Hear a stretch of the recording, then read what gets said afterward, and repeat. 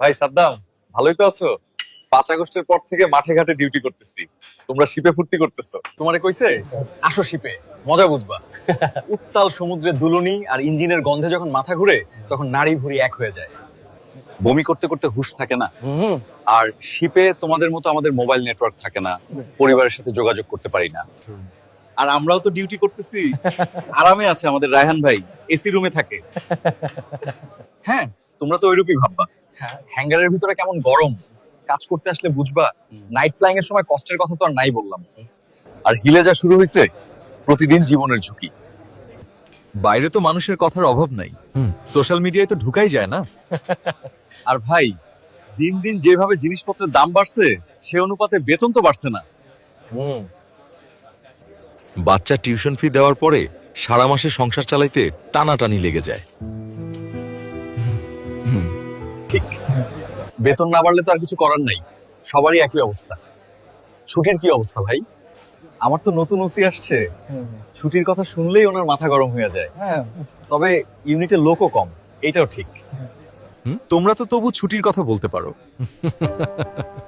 আমার তো সেই অবস্থাও নাই, অফিসার পর্যন্ত আসার আগেই সিএসএম আর সিনিয়র জেসিওর ওখানেই ফিল্টার হয়ে যায়। এইবার ঠিক করছি কোম্পানি কমান্ডারকে সরাসরি বলবো ইন্টারভিউতে গিয়া। বাইরের লোকজন আমাদের এই কষ্টগুলা কি বুঝবে? না বুঝলে আর বুঝাইতেও চাই না ভাই। ঠিকই বলছো, আমরা চাকরি করি আমাদের এই ইউনিফর্মটার জন্য, দেশের জন্য। তবে মানুষ আর যে যাই বলুক, এই ইউনিফর্মের অপমান সহ্য করতে পারি না ভাই। আর ভাই, কষ্ট যতই হোক, সিনিয়ররা আছে, অফিসাররা আছে, ওনাদেরও নানা রকম কষ্ট আছে। এই সিনিয়ররা তো কাউকে বলতেও পারে না। হ্যাঁ, শুধু বাহিনীতে কাজ করি বলেই অল্পতে তুষ্ট থাকা শিখেছি। অন্য কেউ হলে শাহবাগের মোড়ে অথবা সচিবালয়ের সামনে দল বেঁধে আন্দোলন করতে চলে যেত। ফেসবুক আর মিডিয়াতে দেখি বিভিন্ন কর্মজীবীরা এই সেই দাবি নিয়ে শাহবাগের মোড়ে অথবা সচিবালয়ের সামনে আন্দোলন করে। আন্দোলন তো দূরে থাক, আমরা তো ফেসবুকে একটা স্ট্যাটাসও দিতে পারি না। আমাদের তো সেটা মানায় না। আর আমরা তো সুশৃঙ্খলা বাহিনীতে চাকরি করি। তাছাড়া আমাদের চেইন অফ কমান্ড বলে একটা বিষয় আছে, যার কারণে সুযোগ সুবিধা যাই লাগে অ্যাটলিস্ট সিওকে বললে ব্যাপারটার একটা সুরাহা হয়। ফেসবুকে স্ট্যাটাস দিলে তো আর সমাধান হয় না। তাই কমান্ড চ্যানেলই আমাদের একমাত্র ভরসা। তবে আমি মনে করি সোশ্যাল মিডিয়ায় কেউ আমাদের অপমান করে কথা বললে আমাদের যুক্তি দিয়ে উত্তর দেওয়া উচিত। আর আমাদের কিছু অবসরপ্রাপ্তরা যা শুরু করছে তা সত্যিই দুঃখজনক ভাই।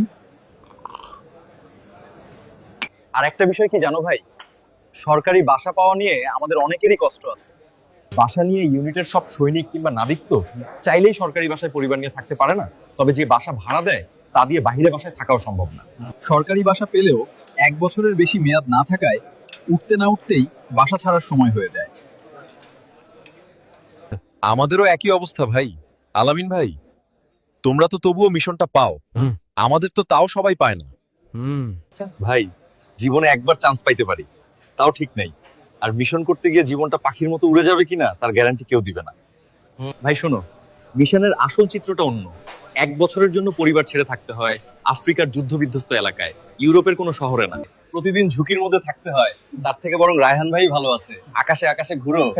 সাদ্দাম ভাই তো সেন্ট মার্টিনে যায় ফ্রি ফ্রি। আরে কিসের বিমানে ঘোরাঘুরি, আমি তো শুধু বিমান মেরামতিই করে গেলাম। আমাদের সেই বিমানে ওঠার সৌভাগ্য হয় না ভাই। আর ভাই, মোল্লার দৌড় যেমন মসজিদ পর্যন্ত, তেমনি আমাদের দৌড় সেন্ট মার্টিন দ্বীপ পর্যন্ত, যা শুধু দূর থেকেই দেখি, কিন্তু চাইলেই জাহাজ থেকে নামা যায় না। এত না পাওয়ার মধ্যেও দিন শেষে একটাই শান্তি, আর তা হলো আমি একটি সুশৃঙ্খল বাহিনীর সদস্য।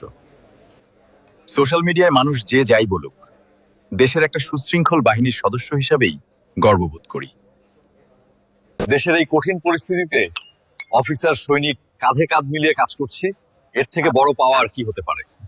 আর দেশের জনগণ আমাদের পাশে থাকলে আর আমাদের ইউনিফর্মটাকে সম্মান করলে, আর অবশ্যই আমরা এই কঠিন সময় পার হতে পারবো ইনশাআল্লাহ।